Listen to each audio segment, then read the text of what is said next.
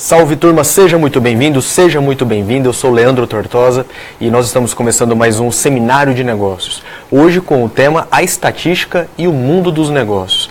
Quem está comigo hoje aqui à tarde é o professor Roberto Herédia. Tudo bem, professor? Bem, graças a Deus. Em primeiro lugar, agradecer o convite. Espero contemplar os questionamentos que vão vir sobre a nossa estatística.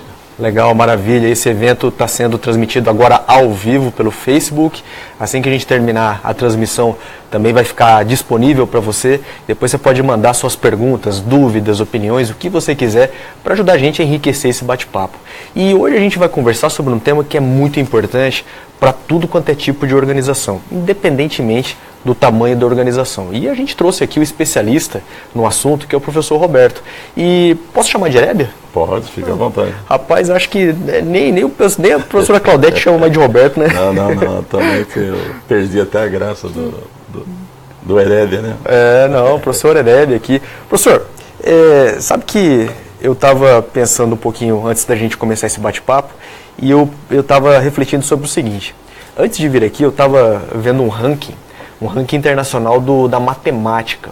E eu achei interessante e ao mesmo tempo triste que o Brasil ocupa uma das últimas posições em matemática do mundo. Então, se você comparar com Hong Kong, com Singapura, com o Japão, o Brasil não vai muito bem. Aí a primeira pergunta que eu queria te fazer é o seguinte, a gente sente isso também, você principalmente que lida com isso no dia a dia, na sala de aula, os alunos estão chegando preparados ou não tão preparados assim em matemática do ponto de vista geral e em estatística em particular? Isso. Com relação às exatas, a dificuldade não são daquelas animadoras, né? A dificuldade que existe atualmente, principalmente a esses nossos acadêmicos que estão chegando na casa, o básico eles não têm, na verdade, você tem que refazer. Essa é uma discussão que aqui na nossa instituição nós temos feito no sentido de fazer um processo de nivelamento, ou pelo menos chamamos isso aí de cálculo zero, para atender essas dificuldades que se apresentam. Atualmente, inclusive, eu estou fazendo um trabalho de pesquisa juntamente com a Universidade do Chile. E é justamente esse questionamento que está sendo feito nessa pesquisa, né?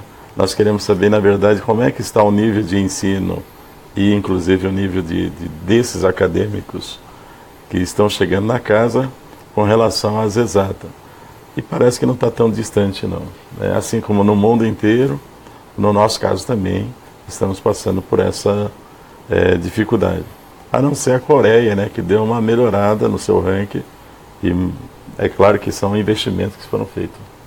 Sabe que está acontecendo agora um seminário lá em São Paulo com o ex-secretário-geral, que é o equivalente a ministro da Educação aqui no Brasil, só que ele é lá da Finlândia. Sabe que a Finlândia, no PISA, que faz uma avaliação sobre o ensino global de um país, ele tem sempre, na última década, foi o que teve as melhores notas.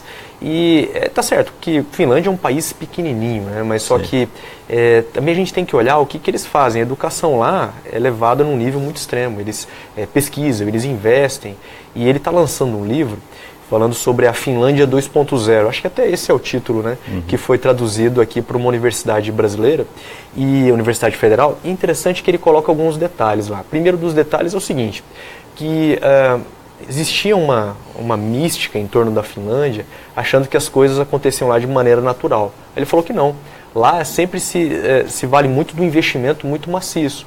E principalmente na formação do docente. Aí, deixa eu te perguntar uma coisa, você percebe essa formação docente tendo esse mesmo tipo de cuidado aqui no Brasil? Não digo da nossa instituição, mas de uma maneira geral, o que a gente percebe dos colegas. Tem essa preocupação do governo ou não?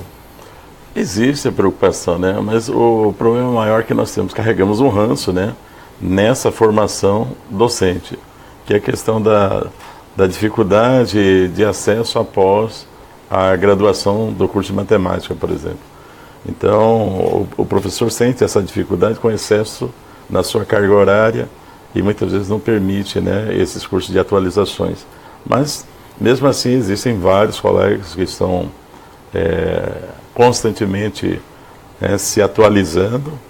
E, por incrível que pareça, você falou de Finlândia, Mas a metodologia que nós estamos usando no Brasil é o mesmo da Finlândia. Olha só. Só que tem um detalhe, né? A Finlândia, como você disse há pouco, ele é um país bem menor que o nosso, né? Se nós compararmos a nossa situação aqui, é um continente, né?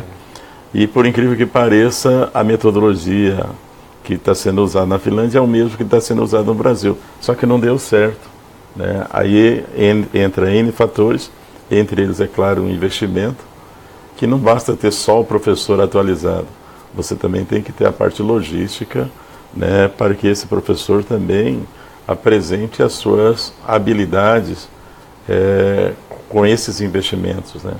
Que seria interessante que o país investisse um pouco mais nesse sentido. E eu fico pensando também o seguinte, professor, a matemática, de uma maneira geral, ela serve muito para o nosso dia a dia, não só para a gente que está na academia, que como docente das áreas de finanças, no meu caso, a área de finanças, na sua área, além de finanças também, a área da matemática, mas ela serve para todo mundo. E aí, deixa eu te perguntar uma outra coisa importante sobre isso. Será que a nossa molecada está sendo bem formada nessa área específica de finanças? Por exemplo, será que a gente consegue enxergar os meninos que estão agora no ensino fundamental, no ensino médio, com uma habilidade, com algum tipo de noção mais próxima dessa área financeira ou não? Existe uma preocupação do governo federal em relação a, inclusive, por incrível que pareça, esse trabalho está sendo feito voltado ao conhecimento básico da financeira, né, no seu dia a dia, ou seja, no seu cotidiano, levando em consideração algumas metodologias, mas eu acho assim que ainda está gatinhando, né? Provavelmente mais uma década, mais ou menos, que falou em educação, você sabe que ele é lento, né? Não é tão de uma hora para outra que vai ter essa mudança, mas já existe um trabalho, sim, feito, inclusive pelas escolas públicas.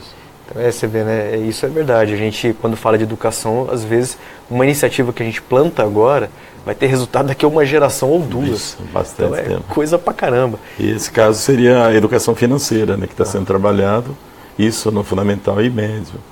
Não só, é claro, a escola pública, mas as escolas particulares também vêm com uma intensidade até maior com relação, né, quando comparado a privada com a pública. Então, e você sabe uma coisa? Eu estava pensando agora, falando especificamente da estatística. Sim. Ontem, no final do nosso expediente aqui, eu fui para o supermercado, era tarde, antes de começar o expediente da noite. E aí estava lotado, mas o supermercado estava cheio.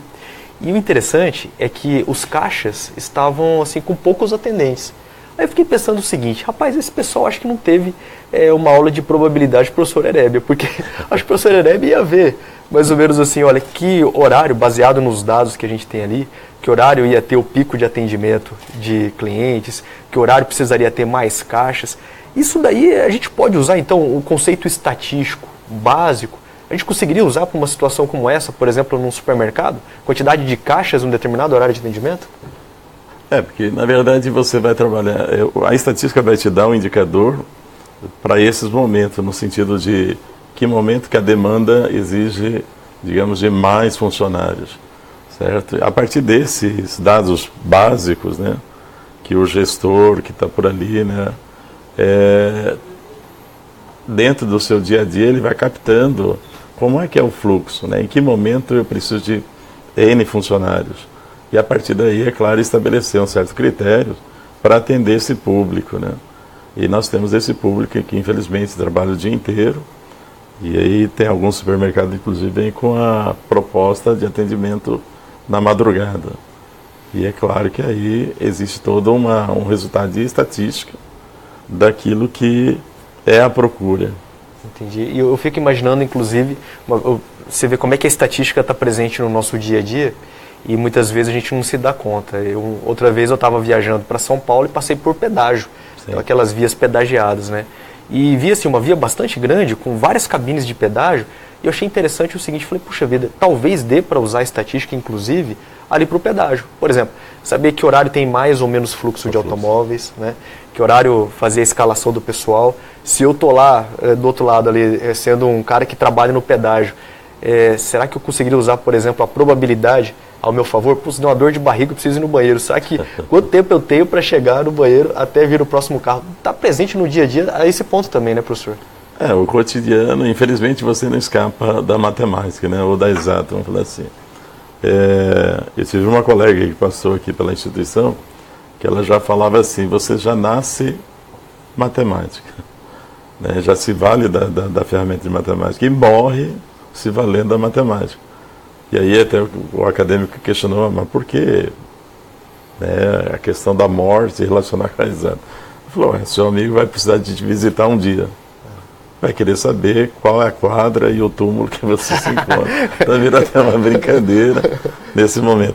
Então, quando você observa a questão do fluxo, né, é claro que ali tem toda uma estatística voltada a trânsito, né, e é um momento de pico que a rodovia requer, e principalmente agora nesse sistema que até o nosso estado aparece agora com vários pedágios, né, nas nossas rodovias. Então ele vem atender o fluxo de acordo com a demanda e a estatística está presente nesse processo todo. E eu acho que está presente em mais áreas também que... Você quer ver uma coisa que eu nunca consegui entender, talvez você consiga me ajudar a entender agora. Que olha só, a gente tem hoje, a gente está em 2018, chegando na época das eleições. Sim. E nós temos um público aí de aproximadamente 146 milhões de eleitores no Brasil hoje. Eu sempre me pergunto o seguinte, os caras dos institutos de pesquisa, quando eles vão pesquisar intenção de voto, eles fazem uma pesquisa com uma amostra ali de 2.000, 2.500 pessoas. Aí a minha dúvida é a seguinte, isso é suficiente para a gente poder tentar identificar alguma tendência ou é só enrolação? Não. Essa, na verdade, é que tem todo o rigor da estatística, né, voltado no planejamento dessa pesquisa. Aqui, por exemplo, na cidade de Campo Grande, quando você faz uma pesquisa de opinião, nós fazemos em cima de 400 questionários.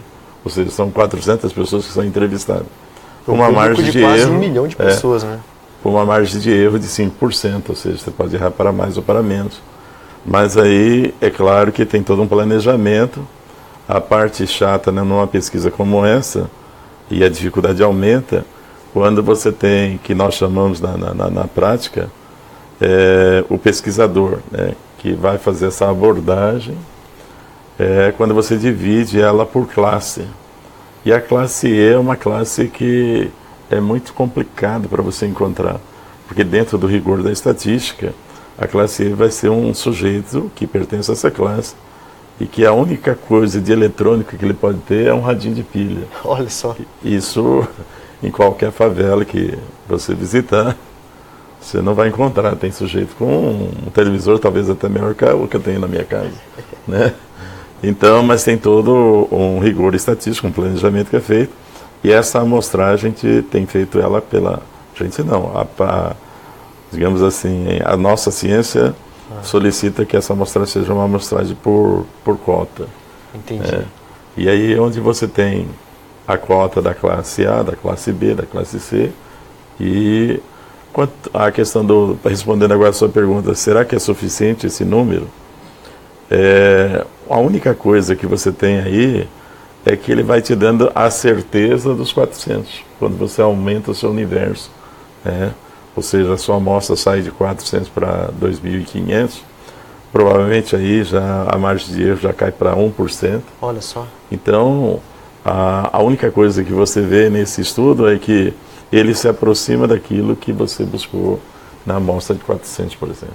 Então, na verdade, é mais ou menos como o trabalho de um médico. O médico, por exemplo, ele consegue identificar uma doença num paciente olhando, sei lá, 10 ml de sangue, sendo que a gente tem 6 litros, 5, 6 litros de sangue no organismo. Uma pequena amostra é suficiente para a gente tentar identificar. No nosso caso, sim. Porque o nosso maior problema é assim, as pesquisas que são realizadas, e quando você fala em censo, por exemplo, é um custo muito elevado. Sim.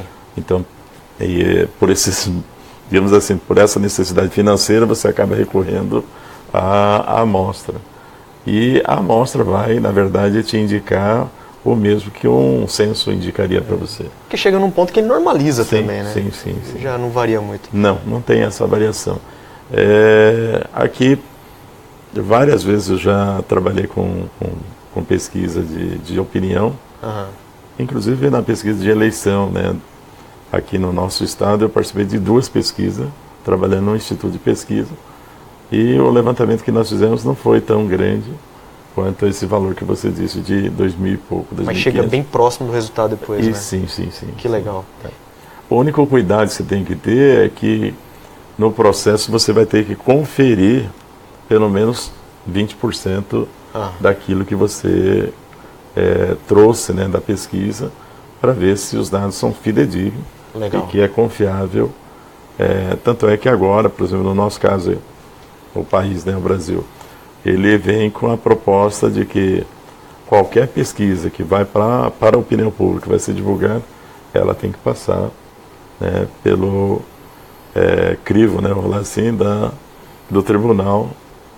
Do TSE, né? Tem que estar registrado lá. E tem que estar registrado. Legal. Porque senão você vai acabar induzindo, e ainda mais, no nosso caso, ainda nós estamos carregando aquele ranço de que eu nunca perdi meu voto, né? Entendi. E aí você vai acabar meio que induzindo esse sujeito que vem nessa linguagem que nunca perdi meu voto, induzir a ele aquele candidato que está na frente. Eu faço uma pesquisa que seja favorável para mim ou para o meu partido, né? Agora, vamos trazer isso aqui para o lado da administração. Esse assunto é bacana, está presente no nosso dia a dia e certamente também está presente no mundo corporativo, né? Sabe que o nosso colega aqui, o professor Ivanir Casagranda, está assistindo a gente aqui ao vivo. Um abraço, Casa, para você. Obrigado também pelo convite. O Casa promoveu esse evento aqui conosco. E ele faz uma pergunta para você, professor. Olha só a pergunta aqui do professor Casa. Ele fala assim: professor Herédia, até que ponto o fechamento das empresas está a falta de conhecimento do empresário na área de informações e estatísticas? Olha que interessante essa pergunta, hein? Será que a gente teria como fazer algum tipo de análise aí? O cara está fechando muito porque não conhece estatística? Sim, primeiramente, né, vamos mandar um abraço para o nosso, né, colega aí de profissão, né? Esse questionamento até é interessante, professor. Muitas dessas falências, né, que têm acontecido justamente pela falta de conhecimento da estatística. Ou seja, a partir do momento que você se aventura a empreender, significa que você vai ter que conhecer seu público-alvo. E aí esse público-alvo digamos assim, é a chave, certo, para esse empreendimento que será feito, certo, e até minimizando o custo com relação ao processo todo, né, de implementação ou de melhoria. E tem uma análise que não é feita, que eu particularmente vejo com relação a essa pergunta aí, com relação aos concorrentes. Olha aí. Em que estágio se encontram esses concorrentes? Porque muitas vezes você entra no mercado, mas não avalia o nível que está já o seu concorrente. Muitas vezes você está abaixo desse nível. Então a tendência é durar por um período muito curto e a perda, né, de todo aquele investimento feito inicialmente. Então quer dizer que, na verdade, o empresário brasileiro, o empreendedor, muitas vezes, começa fazendo um novo negócio, mas só fazendo aquilo que ele acredita que vai dar certo. Acredita porque ele ouviu dizer, porque ele acha que é legal, mas às vezes não se cerca de pesquisas para tentar fundamentar uma decisão. É mais ou menos isso, né? Porque ele tem que ter, né, essa confiança no mercado que ele está entrando, né, verificar quem são os seus concorrentes, enquanto no mesmo nível de empresa, né, que você está abrindo, e ao mesmo tempo analisar o produto que você está oferecendo. Né, quem é seu público-alvo? E aí é onde ocorre muitas vezes a dificuldade de melhorar o que você iniciou. Porque aí vem os custos invisíveis, que infelizmente, se você não souber administrar, você vai ter uma perda muito grande logo de início. Né? Agora deixa eu perguntar uma coisa baseada nisso aí. Na administração, a gente está acostumado a estudar uma série de teorias. Por exemplo, os japoneses, na década de 1970, 1980, eles revolucionaram a indústria, principalmente automobilística. Ali o toyotismo mostrou que ele era muito eficiente comparado com as empresas dos Estados Unidos e da Europa. Tanto que o Japão conseguia vender carro para os Estados Unidos, que era mais eficiente energeticamente, era mais potente, com um motor menor e mais barato. E eu lembro que na faculdade a gente aprende muito sobre alguns princípios estatísticos vinculados à produção. Por exemplo, o Lean, o Six Sigma, que levaram inclusive ao just-in-time, a diversas outras formas de produção que a gente tem na indústria automotiva. Mas a gente está falando de grande empresa. Empresas gigantescas como uma Toyota, uma Honda, etc. Agora, eu, pequeno empresário, de repente quem está nos assistindo aqui é dono de uma padaria, é dono de uma farmácia, de um boteco. Será que a estatística para eles também serviria para melhorar de alguma forma a questão do desperdício, da produção, ou não? É só para quem tem dinheiro mesmo? Não. Ele é bem-vindo para todas as áreas, né, todos os segmentos. No caso da padaria, é claro que você tem que investir não só na questão da estrutura que você tem como, digamos, como uma empresa de padaria, mas também na qualificação dos seus empregados. E aí essa qualificação, é claro, também a estatística se faz presente, porque você vai observar o atendimento, né, a conquista desses clientes, certo? Como é que está na opinião da região, a opinião pública na região em relação a esse empreendimento, e ao mesmo tempo, é claro, observar o retorno disso aí, que é muito importante não só para um pequeno e microempresário, mas ele tem que saber usar sim a estatística, porque senão ele vai ser engolido pelos seus concorrentes. Pois é, aí eu fico com essa dúvida. Eu, mais uma vez voltando aqui para o pequeno empreendedor, ele muitas vezes talvez não tenha esse auxílio. O que ele faz? Está perdido aí no mundo da estatística. Ele fala, eu sei que eu preciso da estatística, eu ouvi o professor Herédia falando agora, achei legal, quero implementar no meu negócio, quero trazer aqui uma forma de pesquisar, mas não sei nem por onde começar. O que a gente pode sugerir para esse colega? Existem vários, né? Sugestões seriam, né? Uma delas seria o Sebrae, que vem fazendo um trabalho voltado para esse micro e pequeno empresário. Mas também nós temos o segmento das instituições superiores, que é o nosso caso, por exemplo. Nós temos pessoas preparadas para essa finalidade, certo? A questão da incubadora, né, que você passa por um período, certo? Analisando aquele produto e o mercado onde ele vai se inserir. Agora, uma das coisas que eu vejo muito, olhando novamente no micro e pequeno empresário, diante da questão, né, da finança, vamos falar assim, ele analisa muito a estatística, inclusive a pesquisa, não como investimento. Ele já analisa ele como custo. Olha só. E essa é uma coisa que nós, enquanto academia, deveríamos fazer um trabalho mais intensificante esse trabalho, no sentido de aproximar esses micro e pequenos empresários e, através dos nossos conhecimentos, passar para eles essa ideia de que pesquisa não é custo, e sim investimento. E também acaba não sendo bicho de sete cabeças, né? Sim. Se tiver uma orientação do profissional da estatística, se tiver alguma ferramenta, acho que consegue, de alguma forma, minimizar seus custos e ter um resultado bom, né? Sim.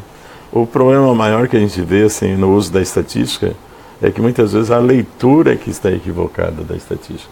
Ou seja, não basta simplesmente você fazer uma coleta de dados e apresentar através de tabelas e gráficos e, a partir dali, o conceito que você vai ter sobre o seu empreendimento parece que satisfaz o empresário. Não, você tem que analisar no sentido de que parte que eu preciso melhorar dentro desse cenário que eu me encontro.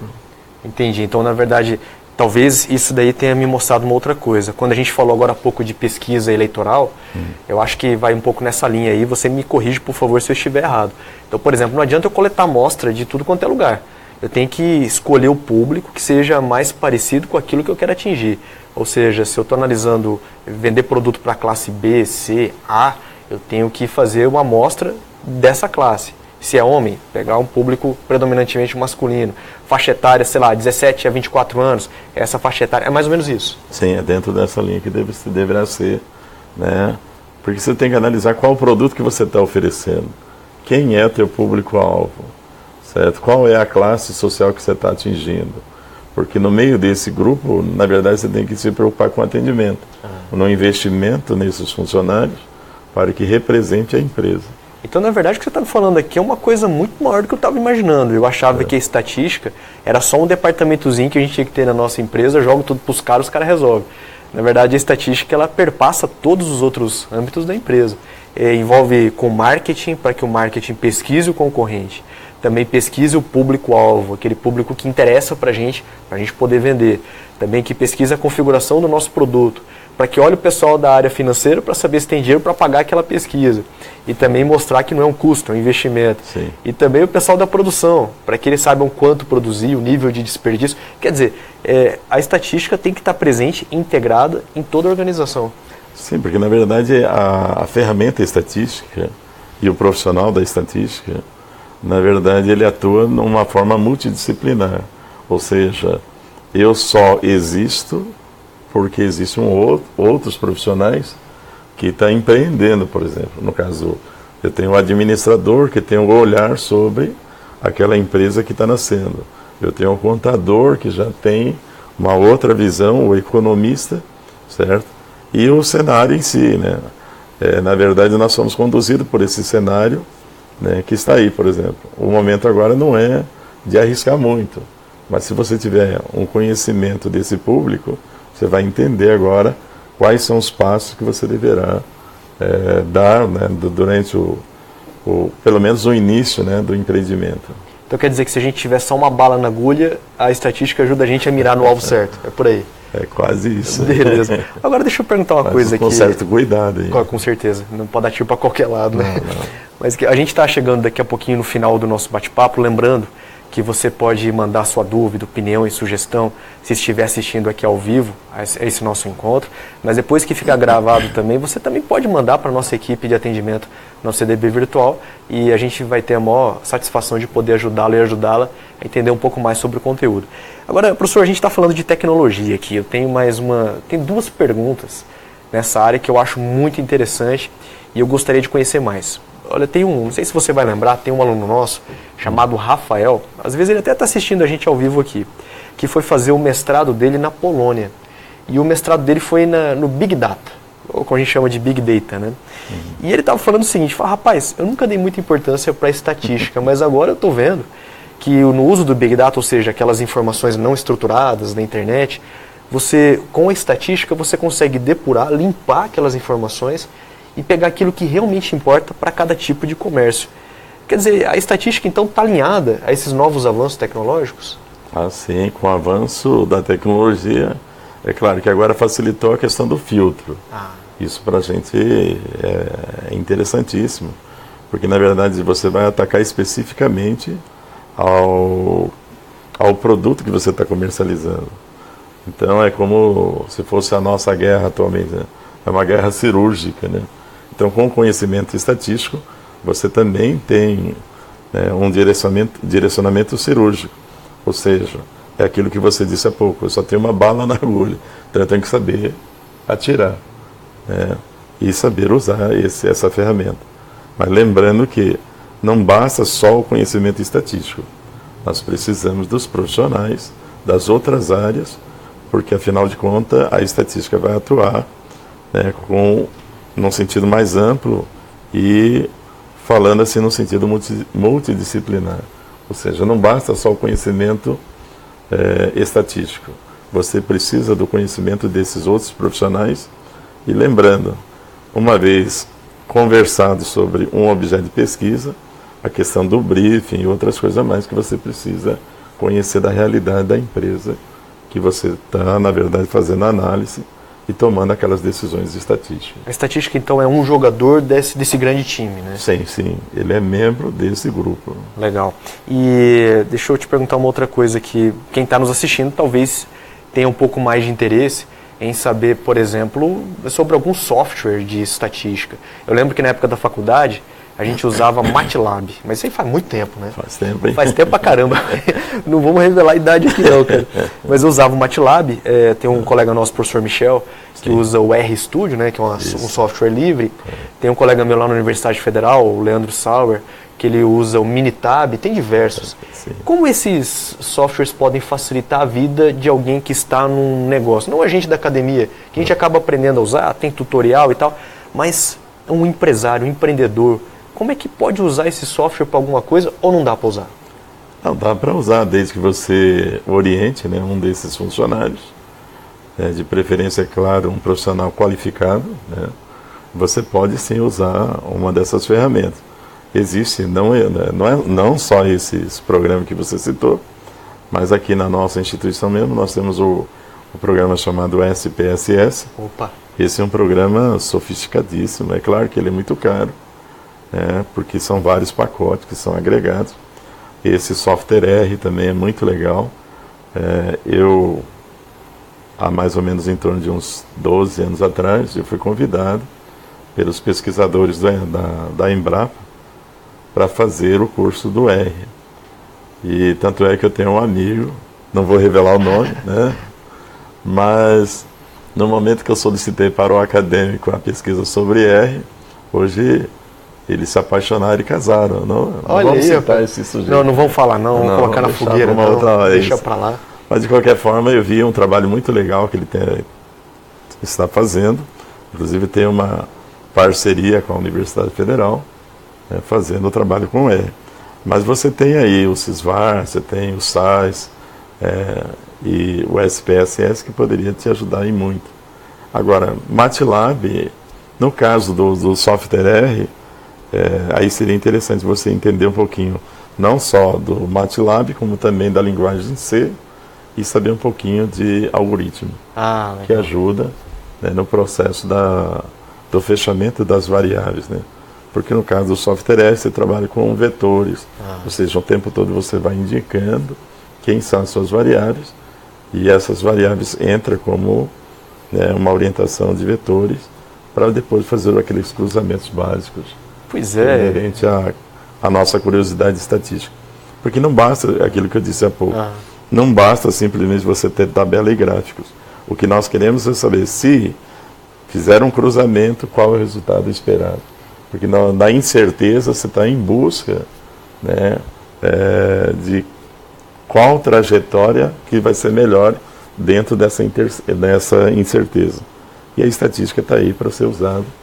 E quanto mais, isso eu venho falando inclusive na sala de aula, que não basta você aprender da forma acadêmica, você tem que fazer com que isso seja o conhecimento acadêmico interagindo com o conhecimento da vida prática. E isso é interessante. Então, qualquer empresa pode ter, sim, o seu núcleo de estatística. É claro que vai precisar de um outro profissional para fazer aquela leitura correta daquilo que foi coletado pelo funcionário, mesmo sendo habilitado para isso. Então, na verdade, a gente deve fazer as perguntas corretas para que a estatística ajude a gente a encontrar também as respostas certas. Sim, correto. Professor, nós estamos chegando aqui ao final desse nosso bate-papo e eu vou pedir para você uma última contribuição de falar uma mensagem, uma dica, uma palavra final para quem está nos assistindo e gostou de saber um pouco mais sobre estatística, ficou interessado, quer usar no seu próprio negócio, no seu empreendimento. O que a gente pode falar para que a gente possa se despedir dessa moçada que está nos assistindo? Bom, interessante é que não se deixe levar pelo emocional, e sim analisar a razão. E no nosso caso, olhando a estatística, existe espaço para esse profissional, inclusive no nosso estado. Existe uma falta, uma carência muito grande do profissional de estatística. Os que estão aí na maior parte, estão nas universidades, certo?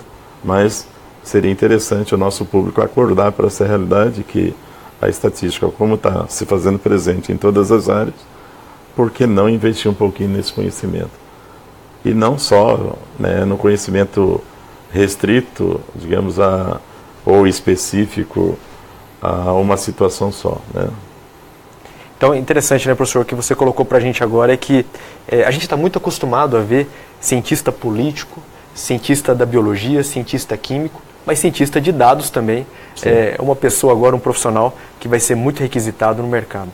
Legal, professor Heréber, muito obrigado pela participação. Agradeço ao professor Ivanir Casagranda também pelo convite, agradeço o pessoal do CDB Virtual pelo apoio, agradeço também a todos e todas que nos assistiram aqui ao vivo esse nosso bate-papo, e a gente encerra agora mais um seminário de negócios onde o assunto foi a estatística e o mundo dos negócios. Um grande abraço para todos e todas e até a próxima oportunidade.